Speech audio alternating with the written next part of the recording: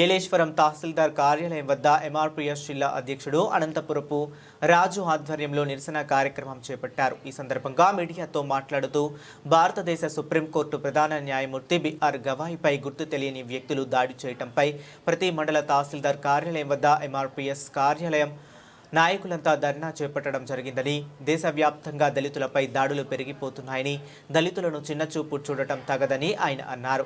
ఈ నెల 28వ తారీఖున చెలో అమరావతి కార్యక్రమానికి పిలుపు ఇవ్వటం జరిగిందని, ఇప్పటికైనా కేంద్ర రాష్ట్ర ప్రభుత్వాలు సుప్రీంకోర్టు ప్రధాన న్యాయమూర్తిపై దాడి చేసిన దుండగులను కఠినంగా శిక్షించాలని వారు అన్నారు.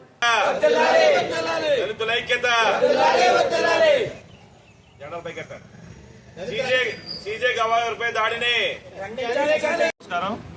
ఈ రోజున మరి భారత ప్రధాన న్యాయమూర్తి సీజే గవాయిపై మరి సుప్రీంకోర్టులో దాడి జరిగిననే మేము తీవ్రంగా ఖండిస్తున్నాం. మరి ఆయన ఒక దేశ ప్రధాన న్యాయమూర్తి అయి ఉండి ఆయన మీద దాడి జరగడం అనేది చాలా సిగ్గుచేటు. ఎందుకంటే ఆయన మీద దాడి జరగడం కారణం ఆయన దళితుడైన నెపంతోనే దాడి చేశారని చెప్పేసి మేము భావిస్తున్నాం.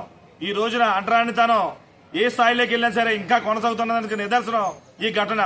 మరి భవిష్యత్తులో ఇలాంటి ఘటనలు జరగకూడదనే ఉద్దేశంతో ఇవాళ దేశవ్యాప్తంగా గత నెల 15వ తారీఖు నుంచి కూడా నిరసన కార్యక్రమాలు జిల్లా కలెక్టరేట్ల దగ్గర చేశాం. ఈ రోజున మండల హెడ్ క్వార్టర్లో జిల్లా అంతా జరుగుతుంది. అదేవిధంగా రేపు 28వ తారీఖున చెలో అమరావతి పిలుపునివ్వడం జరిగింది.